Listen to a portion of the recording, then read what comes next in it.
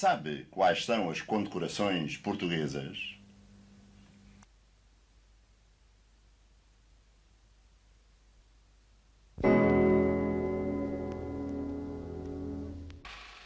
Antes de mais nada, senhores telespectadores, eu tenho que lhes pedir desculpa porque vou abusar da vossa paciência durante bastante tempo. Vou estar na vossa presença mais do que é habitual nestes programas. Mas isto deve-se ao facto do tema que escolhi para hoje, as condecorações portuguesas. Eu tenho que explicar os seus antecedentes e tenho que dizer quais são e como são. Daí ir ao contrário da minha opinião, que entendo que isto é televisão e não teleaudição. Isto é para ver e ouvir e não só para ouvir. Mas não percamos mais tempo e vamos começar com os antecedentes das condecorações portuguesas. Na Idade Média, ser cavaleiro, ter cavalos, armas, insígnias próprias ganhas em feitos gloriosos, tornou-se um ideal que foi evolucionando e ganhando profundidade e nobreza. O cavaleiro passou a servir não só o seu senhor, como também, e não menos, os oprimidos, as mulheres, os órfãos. Um servir que se revestia de mérito, que era uma honra e que adquiriu um toque romântico com o ideal de servir a sua dama. Por influência da Igreja, este ideal foi ampliado e o cavaleiro passou a ter um verdadeiro código de honra que incluía a obrigatoriedade de servir a causa do cristianismo.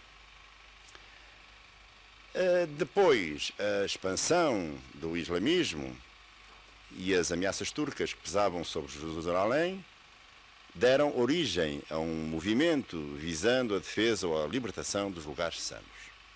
E assim se organizaram, nos séculos XI e XII, as Cruzadas do Oriente, expedições militares de caráter religioso, num total de 8, como sabem, e que tiveram pontos de partida e objetivos e resultados diferentes.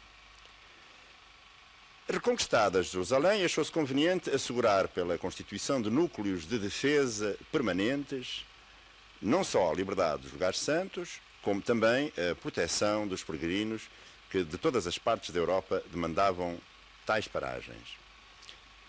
E assim nascem as ordens militares, isto é, são conventos militarizados, ou foram conventos militarizados, guarnições formadas por monges cavaleiros que, dos primeiros, tinham a obrigação de servir a Deus, o celibato, a castidade, etc. E dos cavaleiros tinham a coragem, o espírito guerreiro, a preparação física e militar. As ordens mais importantes, então constituídas, foram a dos Templários, cuja designação proveio de lhe competir a defesa do Templo de Jerusalém. A dos Hospitalários, que tinha a seu cargo a orientação do Hospital de Jerusalém. A do Santo Sepulcro, a quem estava confiada a guarda do Santo Sepulcro. A dos Lazaristas, sediada no ermo do Lazário. E a dos Cavaleiros Teutónicos, que fundou um hospital para socorro dos seus compatriotas. Estas ordens, inicialmente limitadas a Jerusalém, passaram depois a atuar dentro do mesmo espírito, onde quer que pregasse a cristandade, instalando-se em castelos que lhes eram doados, em terras por eles conquistadas aos infiéis. E assim foi que cavaleiros destas ordens vieram lutar na Península Ibérica contra os mouros, contribuindo de forma notável para a reconquista cristã. Foi muito importante a contribuição dos cruzados, por exemplo, para a conquista de Lisboa, como todos sabem, aproveitando a sua passagem quando iam de viagem para Jerusalém. Dentro do mesmo espírito ainda foram criadas outras ordens militares noutros países, como por exemplo as de Santiago de Calatrava, em Espanha, e a de Santiago da Espada, em Portugal. A ordem de Calatrava, ao ser mais tarde extinta, deu origem à de Montesa, em Espanha, e à de Avis, aqui em Portugal. Bom, não vem para aqui contar a história da evolução das ordens religiosas, que isto seria moroso demais e talvez para outro programa fosse interessante. Mas estamos a tratar apenas das condecorações. Em Portugal e com a dinastia de Avis, os superiores das ordens passaram a ser membros da família real. Também todos sabem que o infante Dom Henrique, por exemplo, foi mestre da Ordem de Cristo. No reinado de Dom João III, os mestrados das ordens foram anexados à coroa. As ordens militares acabaram por perder totalmente o caráter religioso e até militar, prevalecendo apenas o velho espírito de cavaleiro, a honra de pertencer a tais organizações, honra que passou a ser concedida aos cidadãos que se notabilizassem por méritos pessoais, por feitos cívicos ou militares, ou por serviços prestados à coletividade. Por decreto real de 1863, e à semelhança do que já se verificava noutros países da Europa, foi criada a medalha militar, que não passava de uma espécie de ordem militar destinada a complementar as anteriores ordens militares, recompensando não só feitos, como também qualidades e virtudes que até então não tinham galardão adequado. E, por outro lado, ampliando o número de pessoas publicamente distinguidas, dado que as ordens tinham, e ainda têm, um número limitado de membros. As ordens honoríficas e condecorações militares existentes em Portugal são antigas ordens militares: Ordem da Torre Espada, do Valor, Lealdade e Mérito, Ordem de Avis, Ordem de Cristo, Ordem de Santiago da Espada. Ordens nacionais: Ordem do Império, Ordem do Infante Dom Henrique. Ordens de Mérito Civil: Ordem de Benemerência, Ordem de Instrução Pública, Ordem de Mérito Agrícola e Industrial. As medalhas militares são a de Valor Militar, a de Cruz de Guerra, Serviços Distintos, Mérito Militar, Comportamento Exemplar e as medalhas comemorativas, que são comemorativas de campanhas e expedições, medalhas de mutilados de guerra e medalhas dos promovidos por feitos em combate. Vamos então agora tratar das ordens militares, das antigas ordens. A concessão dos graus de todas as ordens honoríficas é da exclusiva competência do Presidente da República e dela será passado diploma pela Chancelaria das Ordens. Os condecorados com mais de um grau de qualquer ordem usarão só a insígnia correspondente a um dos graus, com exceção para os condecorados com a Torre e Espada ou quando as condecorações hajam sido concedidas com palma. Será concedida com palma a condecoração que se destina a premiar feitos heroicos em campanha militar. Não é permitido o uso simultâneo de duas ou mais bandas e também só poderá ser usada uma insígnia pendente ao pescoço. O chefe do Estado, como grão-mestre de todas as ordens, usará, por insígnia, a banda das três ordens, que simboliza a união à coroa ao tempo de Dom João III, das ordens militares então existentes, as de Avis, Cristo e Santiago da Espada. Esta banda é privativa da magistratura presidencial e não pode ser concedida a mais ninguém, nem usada fora do exercício da Presidência da República. Com o traje civil, que não seja de gala, poderão usar na botoeira os grão-cruzes, grandes oficiais e comendadores, uma roseta com galão. Os oficiais, uma roseta, os cavaleiros, uma fita com cores da ordem. As insígnias dos diversos graus são, de uma maneira geral, cavaleiro, a cruz representativa da ordem, pendente de fita de seda, tendo uma fivela dourada. Oficial, idem, tendo a fivela, uma roseta. Comendador, placa de prata. Grande oficial, placa dourada. Grão-cruz, banda de seda, tendo pendente a cruz representativa da ordem e placa igual à de grande oficial. Os membros das ordens com mais de 5 anos de condecorados, que o requeiram através do respectivo chanceler, terão preferência em caso de igualdade de condições com outros pretendentes à concessão de qualquer benefício dependente do Estado. Os órfãos dos membros das ordens terão preferência em igualdade de condições na admissão nos estabelecimentos de ensino e assistência do Estado. Ora, vamos então falar na primeira ordem, a Ordem Militar da Torre e Espada, de valor, lealdade e mérito. Segundo uma versão que está generalizada, mas baseada em textos que não são oficiais, Dom Afonso V tinha pensado em instituir uma ordem inspirada na lenda segundo a qual o domínio árabe em África terminaria logo que um príncipe cristão retirasse do seu lugar uma espada que se encontrava na torre de homenagem de Fez. A sua intenção era incentivar a nossa expansão no norte da África rumo a Alcácer, Seger e Arzila. Esta ordem aparece em diversos documentos, referida com designações várias, como Ordem da Espada e Torre, Ordem Militar da Espada de Santiago, etc. Só em 1808, porém, o príncipe regente, que depois foi Dom João VI, retomou a ideia para assinalar a feliz chegada da família real ao Brasil e premiar os serviços prestados ao rei. E por decreto real publicado no Rio de Janeiro, foi criada a Ordem da Torre e Espada, cuja medalha tinha a legenda Valor e Lealdade. Dom Pedro, regente, em nome de Dona Maria II, remodelou em 1832 a Ordem, cujos membros passavam a ter precedência em igual grau em relação aos de todas as anteriores ordens militares, isto é, a Torre e Espada passava a ser a maior condecoração portuguesa, como ainda hoje se verifica. O primeiro governo da República extinguiu todas as ordens, exceto a Torre e Espada, a qual, no entanto, passava a ser reservada apenas para galardoar atos de valor militar em defesa da pátria. Em 1917, a ordem foi remodelada com vista a abranger não só feitos no campo de batalha, como também atos de abnegação e coragem cívica e, bem assim, altos e assinalidades serviços prestados à humanidade, à pátria e à República. Em 1919, a ordem foi tornada extensiva a serviços prestados no comando de tropas em campanha.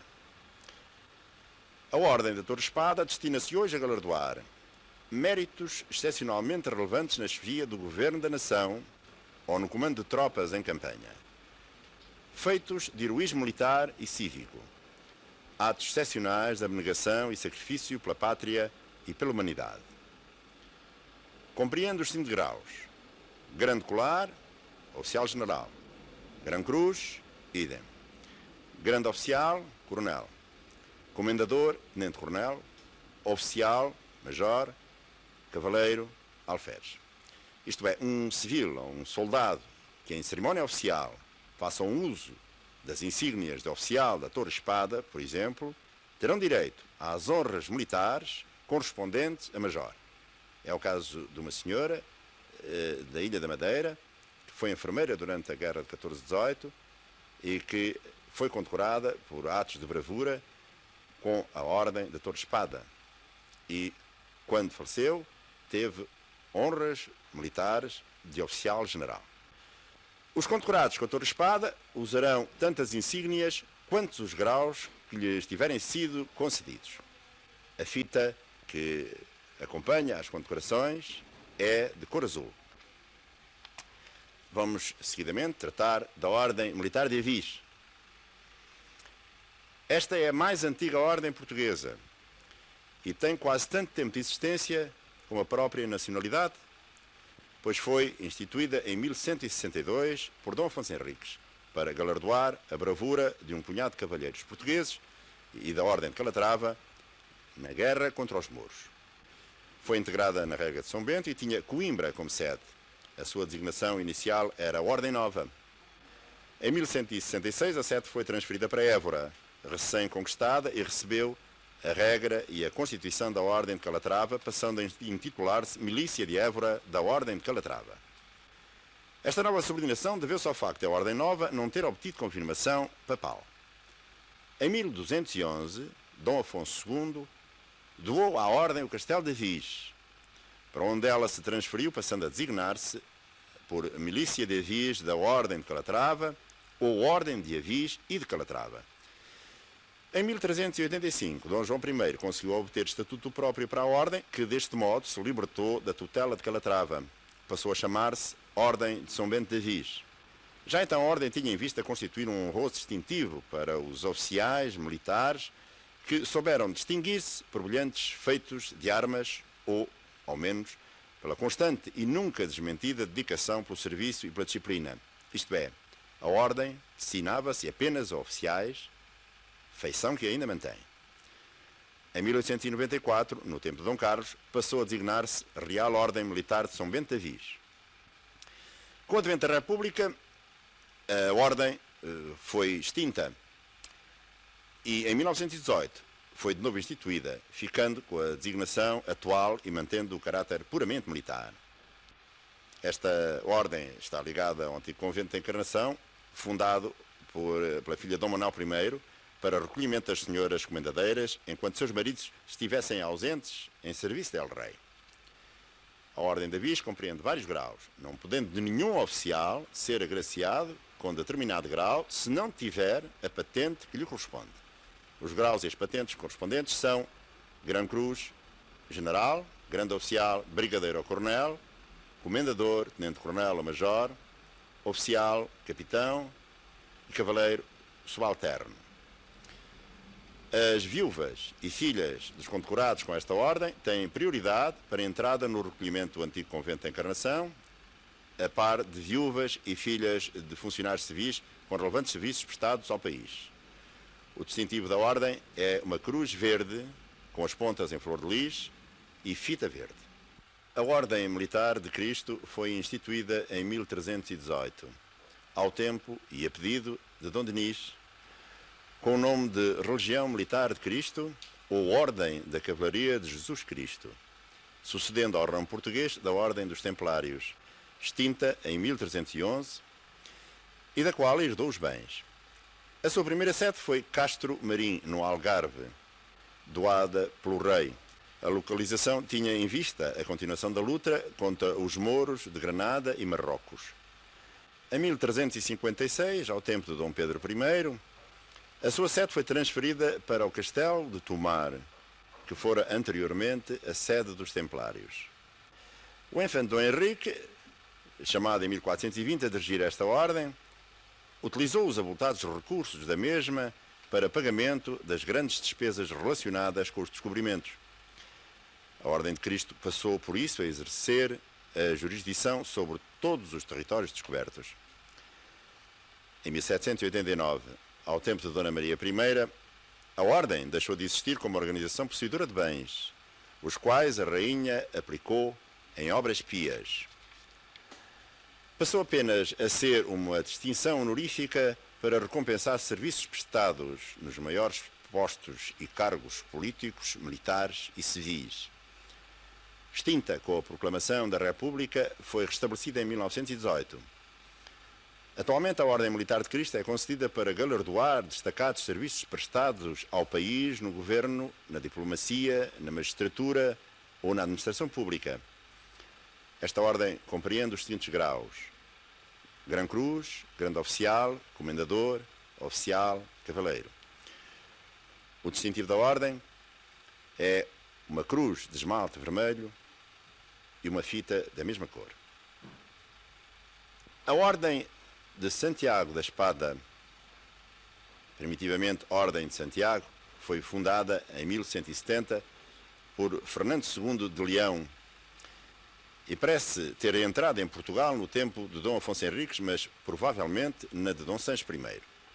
A sua primeira sede portuguesa foi no Mosteiro de Santo Velho, em Lisboa, de onde se transferiu para Alcácer do Sal ao tempo de Dom Afonso II, após a conquista desta localidade aos mouros. Daqui, no reinado de Dom Sancho II, se deslocou para Évora, para em 1482 assentar a reais definitivamente no convento de Palmela. Esta ordem teve papel preponderante nas lutas da reconquista cristã, principalmente no Algarve.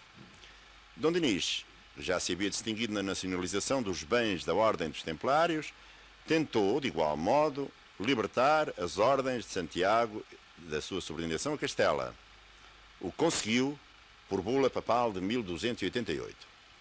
Mas os castelhanos contestaram esta separação e seguiu-se um período de lutas, de influências, que só terminaram em 1440 com a confirmação da separação.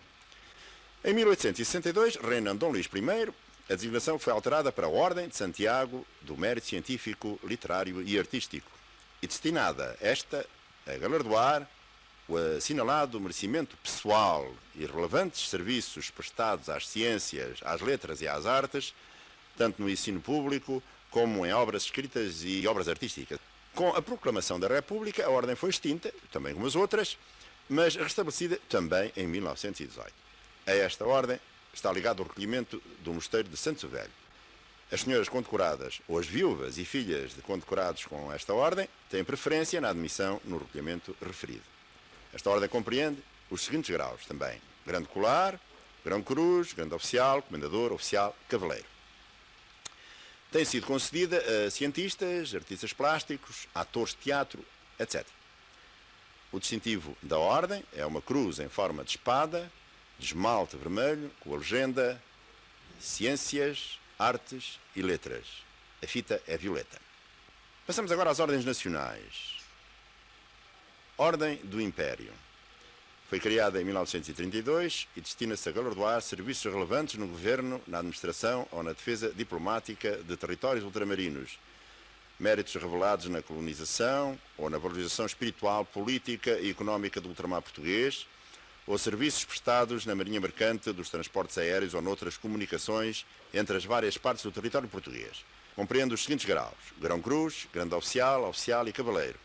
O distintivo da Ordem é uma cruz de Cristo de braços iguais, tendo sobrepostos a esfera armilária e o escudo nacional. A fita é vermelha, orlada de preto com uma lista preta ao centro. É a Ordem Nacional, a Ordem de Infante Dom Henrique.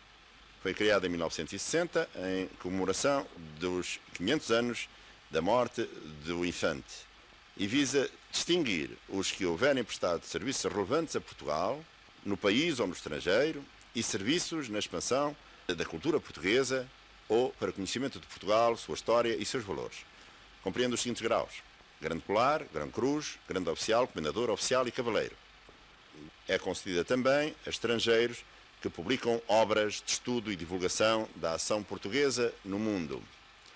O distintivo da Ordem é uma cruz pátia de esmalte vermelho com fita azul, branca e negra. Temos ainda as ordens de mérito civil. A Ordem da Benemerência procede da Ordem de Instrução e Benemerência criada em 1927 e desdobrada em 1929. É destinada a galardoar o mérito civil, manifestado especialmente no exercício das funções públicas, de profissões liberais ou de qualquer profissão, e por atos de natureza beneficente realizados por particulares. Não tem o grau de cavaleiro, facto que acontece em todas as outras ordens de mérito civil, e que é substituído pela concessão de medalha simples. Compreende os seguintes graus: Grão Cruz, Grande Oficial, Comendador e Oficial. Esta ordem é normalmente concedida a pessoas que têm contribuído para a constituição de fundações ou instituições de beneficência. Depois temos a Ordem de Instrução Pública. Teve a mesma origem que a anterior e destina-se a galardoar serviços prestados por funcionários no ensino ou na administração escolar, ou serviços prestados por quaisquer pessoas à causa da educação ou do ensino. Compreende os seguintes graus: Grão Cruz, Grande Oficial, Comendador, Oficial. É concedida normalmente a professores do ensino. A fita é amarela. Agora a Ordem de Mérito Agrícola e a Ordem de Mérito Industrial. Foram criadas em 1893 por Dom Carlos e posteriormente remodeladas, tendo por fim distinguir aqueles que tenham prestado serviços relevantes no fomento, na valorização da riqueza agrícola, pecuária e florestal, na indústria, no comércio ou nas funções públicas.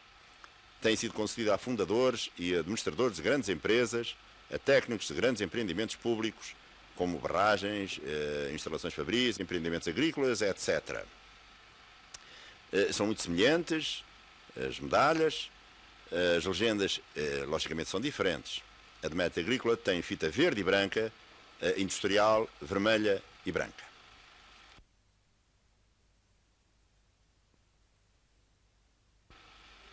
Vamos falar agora das medalhas militares. Por Decreto Real de 1863, foi instituída a medalha militar. Vou ler parte desse decreto. Considerando, com como além das ordens militares, existem hoje em todos os exércitos da Europa medalhas especiais para estimular o zelo, recompensar os diversos serviços e persuadir a todos da nobreza inerente à profissão das armas e os deveres que tal nobreza obriga, considerando como as justas distinções, certificando atos meritórios, concorrem para elevar o nível moral das grandes corporações, considerando que atualmente as ordens militares e as suas peculiares cláusulas de concessão nem podem sempre chegar a todos os graus da hierarquia militar, nem sempre compreender os diversos casos em que o indivíduo, avantajando-se por qualquer modo de serviço, verdadeiramente mereça algumas daquelas instituições, etc., etc., etc., é criada a medalha militar. Segundo o mesmo decreto, esta medalha podia ser concedida a quaisquer combatentes que servissem as Forças Armadas e, bem assim, facultativos a capelães das mesmas forças. A medalha militar não era apenas uma medalha, mas sim um conjunto de medalhas de condecorações diferentes, uma espécie de ordem militar, e compreendia à data da sua criação 3 classes: valor militar, bons serviços, comportamento exemplar. A medalha de valor militar destina-se a galardoar atos extraordinários de heroísmo, abnegação, valentia e coragem, quer em tempo de guerra, quer em tempo de paz, mas sempre em circunstâncias em que corra risco a vida do agraciado. Compreende 3 graus: medalhas de ouro, prata e cobre. Qualquer dos graus pode ser atribuído a qualquer militar. O galardoado com mais de um grau usará apenas a insígnia do grau maior. A repetição dos graus é representada pelo uso na fivela respectiva e no centro desta do algarismo representativo do seu número. Quando concedidas por feitos ou serviços em campanhas, as medalhas terão uma palma colocada sobre a fivela ou sobre a fita e não estão sujeitas ao disposto anteriormente. Isto é permitido o uso de tantas medalhas do mesmo grau quantas hajam sido concedidas. A medalha de ouro destina-se a galardoar em tempo de guerra atos brilhantes e extraordinários de firmeza, audácia, rara decisão e coragem moral, desprezo pelo perigo, o arrojo em frente do inimigo, o militar que as mereça nestas condições. A medalha de ouro só poderá ser concedida uma vez ao mesmo indivíduo e o militar condecorado com ela não poderá posteriormente ser agraciado com a de prata ou a de cobre. Esta medalha pode ser concedida a unidades que tenham praticado um feito de armas muito brilhante e extraordinário ou tenham, com grande valor, raro exemplo de abnegação, heroísmo e coragem, sustentado contra o inimigo uma ação que resulte de excepcional honra e glória para a pátria.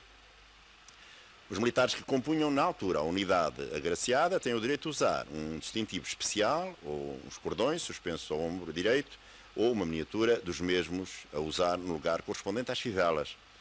Os cordões serão usados apenas quando for determinado o uso das condecorações completas. A medalha de prata destina-se a premiar feitos distintos demonstrativos de alta e heroica disciplina, compreensão e grandeza do dever militar e da disciplina e pode ser concedida a militares que tiveram praticado em campanha ou em tempo de paz atos extraordinários de rara abnegação, valentia e coragem, com grave risco da vida em circunstâncias diferentes das expressamente exigidas para a concessão da medalha de ouro. A medalha de cobre é destinada exclusivamente a galardoar feitos de sargentos e praças nas condições exigidas para a medalha de prata. A fita é de listas azuis e brancas.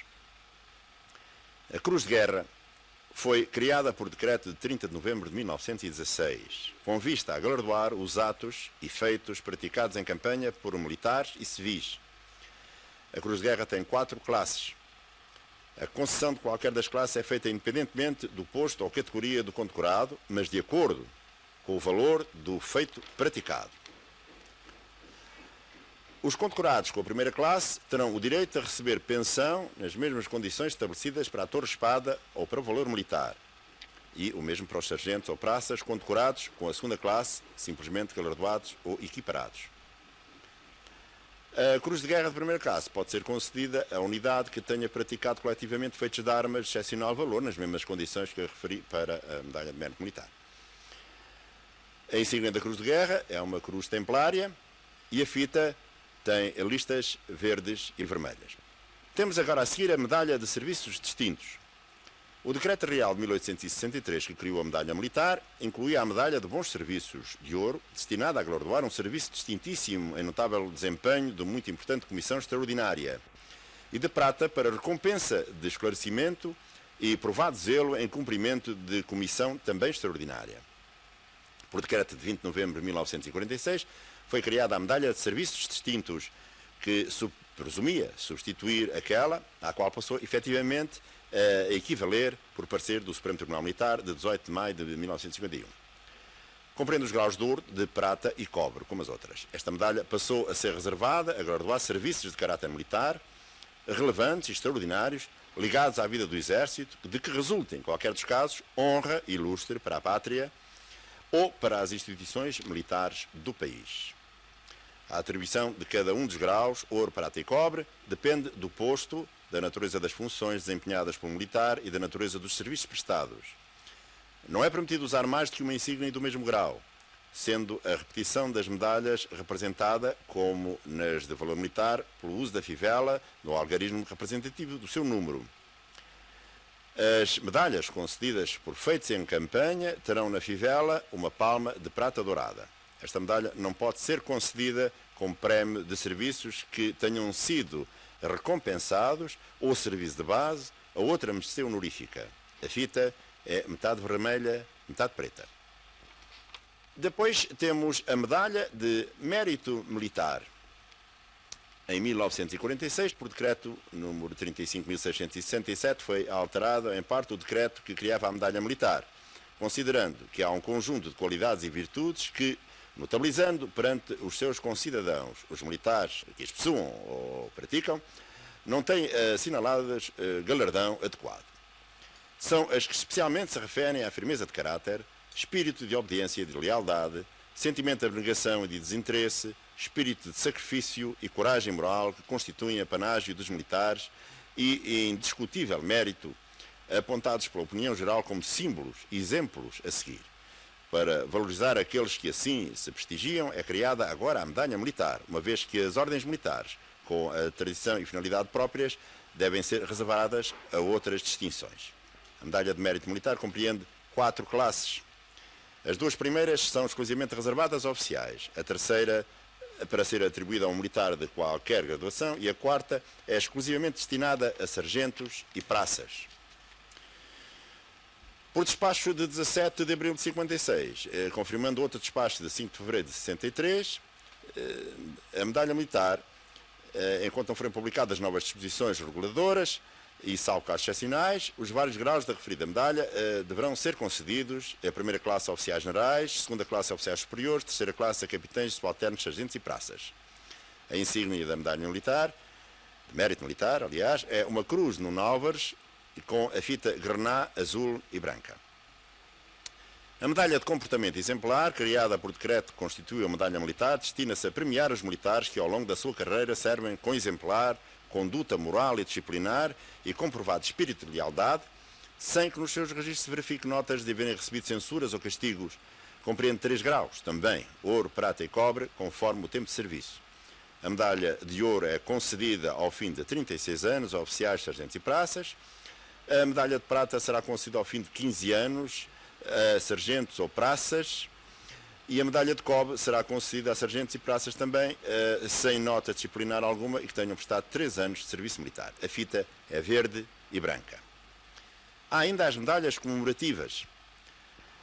A medalha comemorativa das campanhas e expedições destina-se a distinguir todos os militares ou civis militarizados que tomarem parte em campanhas ou expedições das Forças Armadas Nacionais, em terra portuguesa ou no estrangeiro, em tempo de guerra ou de perigo iminente dela. É a condição indispensável ter-se tomado parte nas operações militares ou em expedições durante um período mínimo de 6 meses, ou durante todo o tempo da sua duração, se esta for inferior a 6 meses, claro. Não poderão usar medalha comemorativa de campanha ou expedições militares os equiparados que durante elas forem condenados por sentença dos tribunais militares ou que tenham sido punidos disciplinarmente com prisão disciplinar agravada ou equivalente. As medalhas comemorativas, que são todas iguais e em prata, têm uma figura alegórica adequada às palavras de Mousinho: este reino é obra de soldados. E estão suspensas por uma fita cuja cor é diferente conforme se trata de campanha, neste caso verde orlada de vermelho, ou de expedição branca orlada de vermelho. Há ainda a medalha dos mutilados de guerra. Os militares e civis militarizados que por feitos ou serviços em campanha forem mutilados ou estropiados têm o direito de usar uma medalha ou insígnia especial alusiva ao facto, cuja fita é verde e vermelha e com a legenda "Morrer, mas devagar". Há ainda a medalha dos promovidos por feitos distintos em campanha, cuja fita é vermelha e preta e cuja legenda é diferente.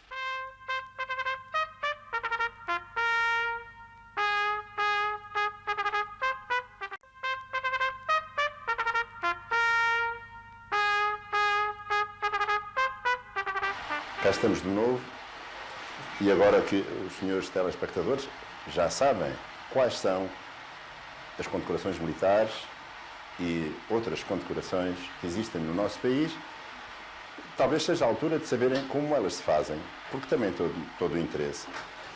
Nós estamos aqui na oficina do Sr. José Salreta, que está aqui ao pé de mim, e eu vou-lhe perguntar como é que se fazem estas condecorações. Será pelo mesmo processo das moedas, porque nós já mostramos num programa desta série como se fazem moedas e medalhas. É completamente diferente. Completamente. Ora, explique-me lá, se fizer favor. As condecorações, primeiro, para se fazer uma medalha ou uma condecoração, tem que se ter uma vontade, como dizer... Mas fazem através de um desenho que é primeiro desenho, na verdade. Primeiro o desenho, este desenho é transmitido a um zinco, esse zinco é transmitido depois a uma gravura, essa gravura depois... É essa gravura que... É que depois vai reproduzir as medalhas que estão hoje atualizadas e outras que não estão, já foram atualizadas. Aquilo é do primeiro fundido, começado, prata, ouro, depois... Há ouro, prata, cobre... Há ouro, prata e cobre. E cobre, exatamente. Depois é estampada, essa estampagem é feita, como já viram, num processo de balancés.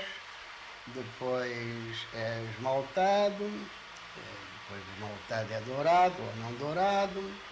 Depois é posto a fita. Há que montar primeiro, depois aquelas peças todas, como foi, por exemplo, o crachá ou a placa, não é verdade? Com o quarto espada, que é uma coisa complicadíssima.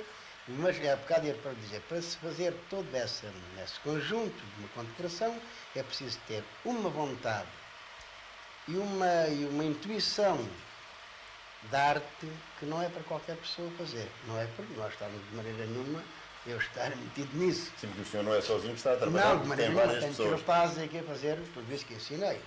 Mas é uma coisa um bocadinho complexa para se fazer uma condecoração. Exatamente. Portanto, ora, muito bem, o senhor, claro que não faz a montagem das fitas. Não, é uma outra pessoa. A minha mulher, neste momento é a minha mulher. Exatamente. Para raparigas que eu tinha cá, hoje não. Mas hoje tenho a minha esposa que faz essa montagem das fitas. Também é uma coisa também um bocado difícil. Exatamente. E um cálculo aproximado, quantas medalhas e quantas condecorações faz o senhor por ano, aproximadamente? 10 a 15 mil. 10 a 15 mil? É qualquer coisa, não é verdade? Mais ou menos. Bom, ainda não é todas aquelas que me mandam fazer, porque algumas não as posso fazer. E o senhor já trabalha nisto há muito tempo, não? Desde 1933. Desde 1933. Já há 41 anos que o senhor trabalha em medalhas. É verdade. E como é que lhe surgiu esta ideia? Esta ideia surgiu-me quase, não sei como. Era tropa e tinha sempre a mania de fazer coisas pequeninas. Serradas, pequeninas. É claro, naquela ocasião, tropa e como serralheiro, que era serralheiro mecânico, não tinha, enfim, máquinas nem apetrechos ao ponto de fazer coisas como eu queria. De forma que saí depois da tropa, eu fui para Ourives.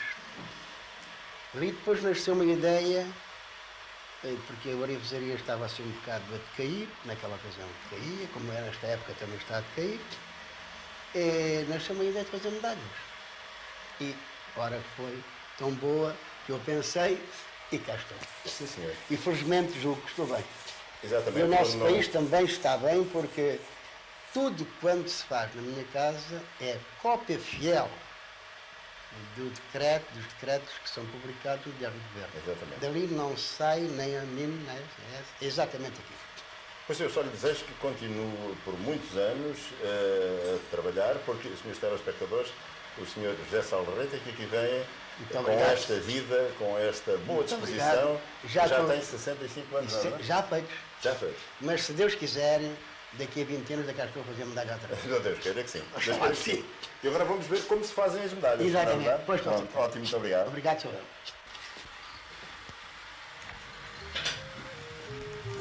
Pois, o otimismo, como viram, não falta ao Sr. José Salvarreta. Eu apenas lhes irei indicar daqui para diante algumas operações. Eu já falei muito, já lhes disse muitas coisas. É a altura de verem o que se vai fazer, até porque as imagens são bastante elucidativas. Aqui, esta operação é a gravura. Quer dizer, o Sr. Salvarreta irá preparar um cunho, que já sabem o que é, as pessoas que viram a fabricação das moedas e das medalhas, na medalhística e na numismática que eu fiz nesta série. E depois o Sr. Salvarreta irá fazer esta operação através de um pantógrafo. Depois ele terá do lado direito o desenho que irá reproduzir no cunho que estará à esquerda. Mas antes disso ele terá que fazer uma outra operação, que é afiar a ferramenta que irá utilizar para fazer o cunho.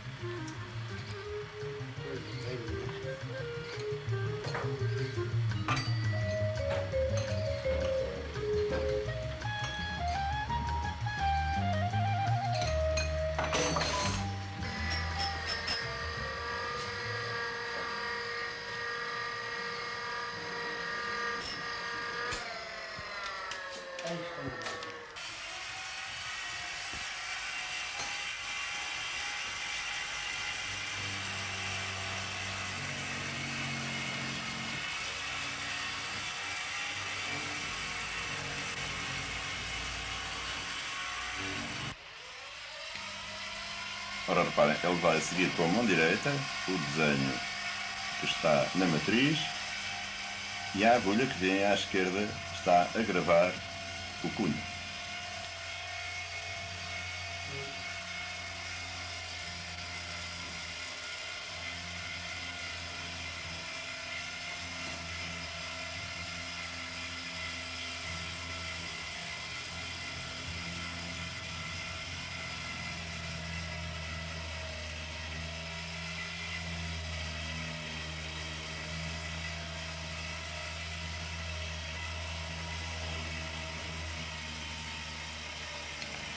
Claro que isto é uma operação bastante demorosa, que nós não filmámos por completo, apenas queremos dar uma ideia de como se faz e vão ver dentro em pouco o cunho já pronto.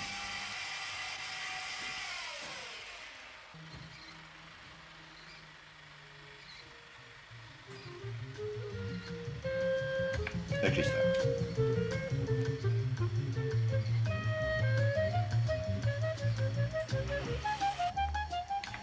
Ora, outra das operações é a fundição. Primeiro há que fazer um molde, que é isso que o Sr. Salvarreta está agora a fazer.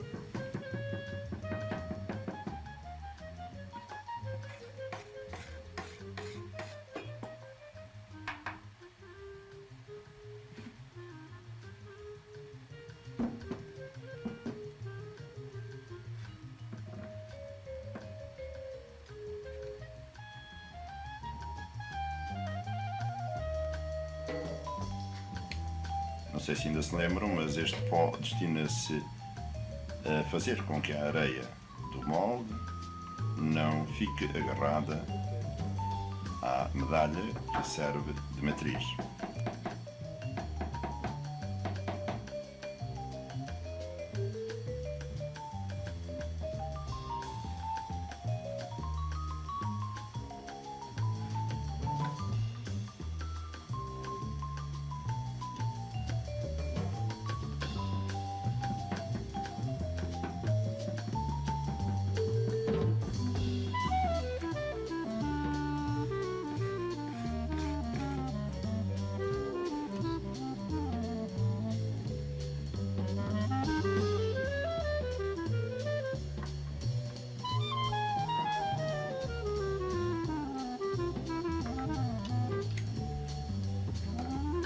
E aqui temos o molde pronto.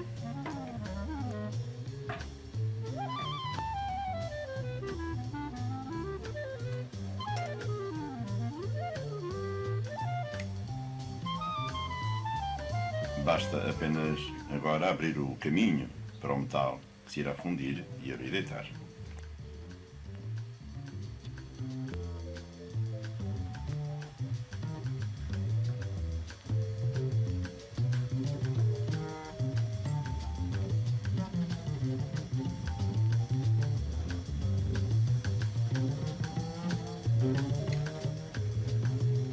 Estes sedentes, não sei se se lembram ainda, chamam-se urgitos.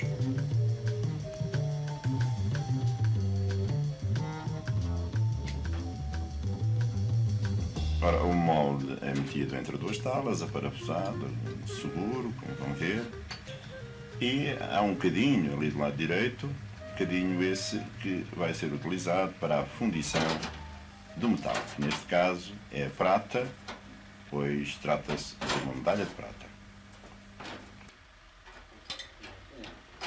Aliás, já sabem que as medalhas normalmente são de ouro, prata ou cobre, e inclusive até de prata dourada, em alguns casos.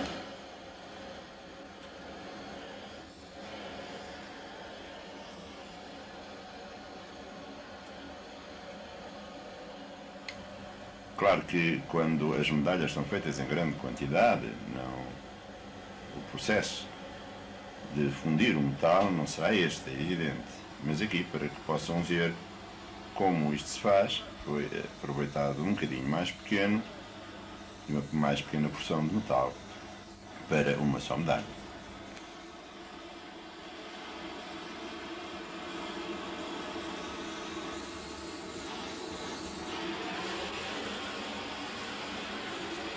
E pronto, o metal já foi vazado para dentro do cadinho.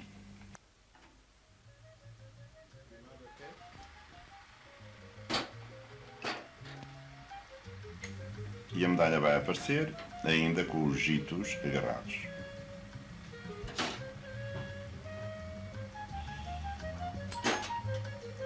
Pois a operação que se segue é precisamente cortar os gitos, os sedentes de metal, para ficar apenas a medalha, como já estão a ver ali algumas. É isso que um dos operários que trabalha com o Sr. Sarreta está a fazer neste momento.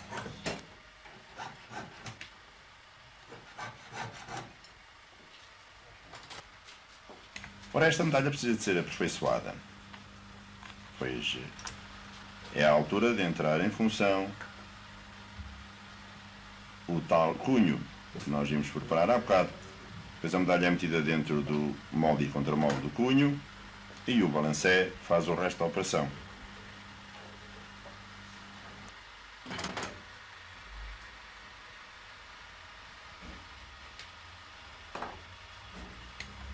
E pronto, foi dado o acabamento à medalha.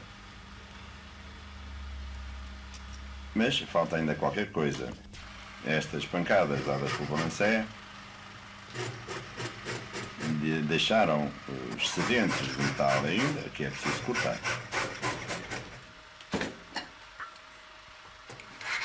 E limar também. Isto é, aperfeiçoar a medalha.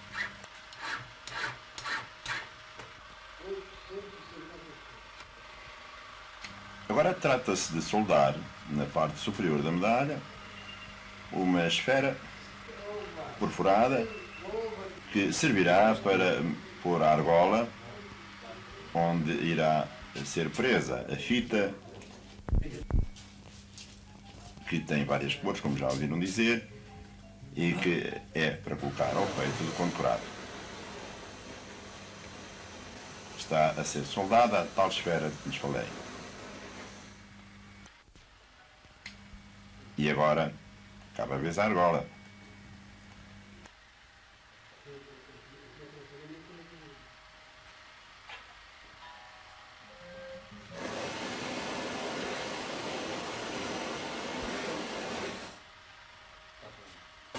Um outro acabamento é o branquear. A medalha é bastante aquecida e depois colocada dentro de um líquido próprio que lhe dá o branqueamento, lhe terá todas as impurezas e será Depois seca a encerradura.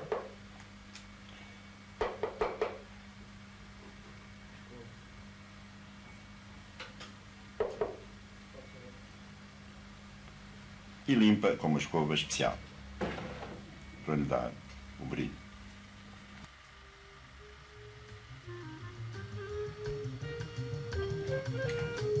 Outra forma de fazer as medalhas ou condecorações é por estampagem. Para isso é preciso laminar o metal a utilizar, que é esta operação que estão a ver agora. O metal passa pelos rolos do laminador até atingir a espessura necessária. Aqui temos novamente os cunhos,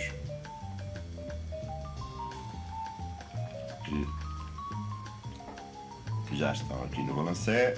O pedaço de metal é colocado no seu lugar, o contracunho, e o balancé vai cair e fazer a sua operação. Isto é, cunhar a medalha. Agora há que serrar o excedente, pois trata-se de uma cruz de mérito militar e, como estas operações são bastante demorosas, eu decidi pôr apenas as partes principais delas. Já viram a cunhagem, já viram serrar os excedentes, agora estamos a ver esmaltar a parte central da cruz a vermelho.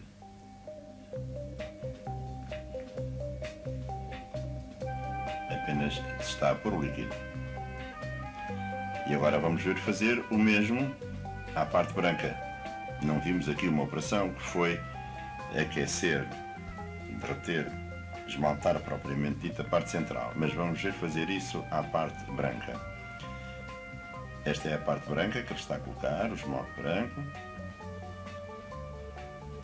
E agora vamos ao maçarico, já está toda cheia do líquido, bastante espessa, aliás, e agora vai ser aquecida,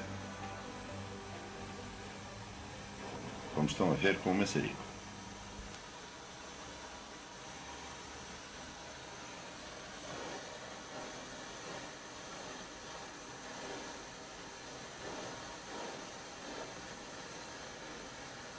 O líquido, a massa de esmalte, derrete e adere imediatamente ao metal.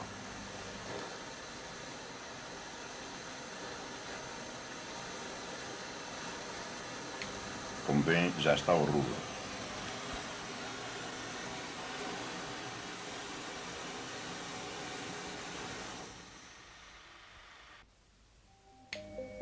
E agora o que falta? Tirar os excedentes, limpar.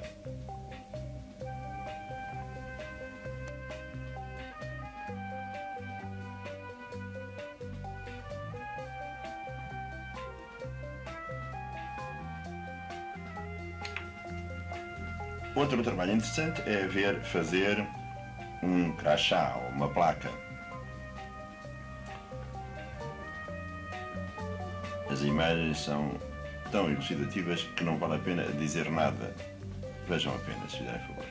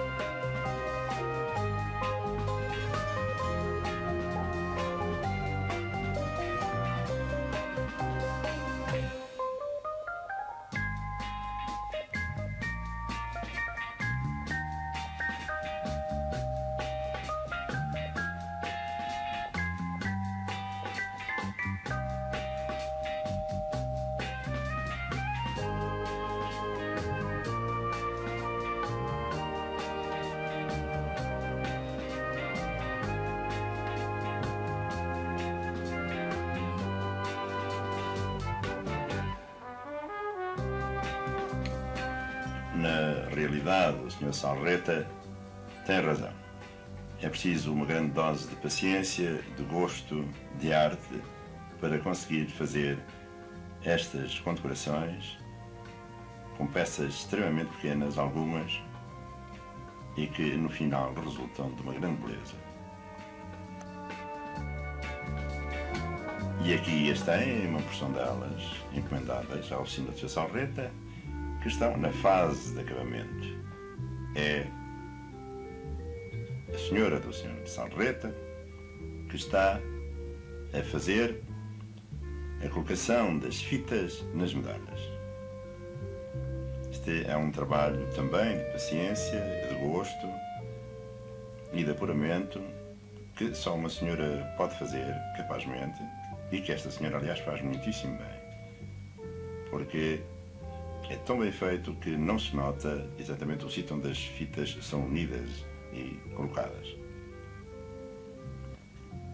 São horas e horas de trabalho contínuo para fazer estas medalhas e estas condecorações. Outra coisa muito curiosa de ver fazer é uma roseta, que já sabem, já viram nas outras condecorações. São aquelas rosetazinhas redondas que se usam na lapela. Vejam como se faz.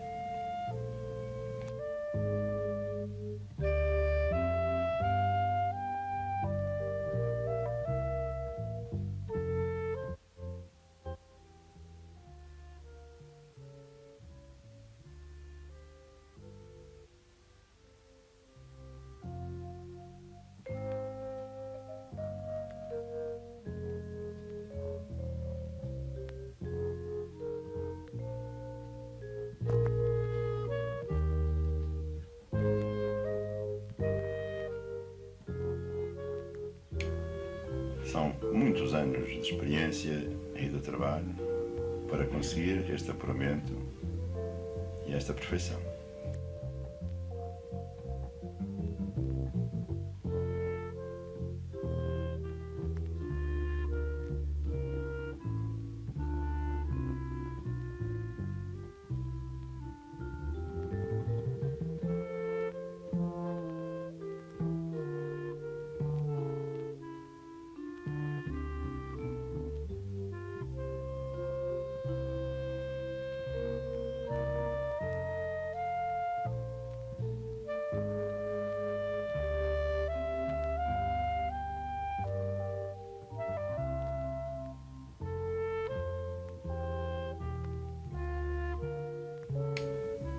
É uma forma de trabalho artesanal, de muito interesse, de muito valor, de muito mérito.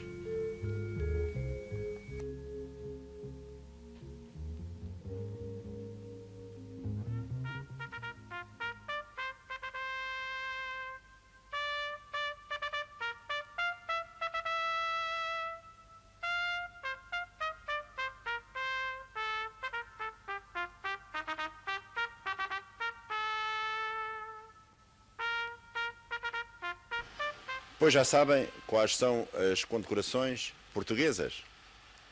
Já sabem como elas se fazem. Que as receba quem as merece na realidade. Boa noite.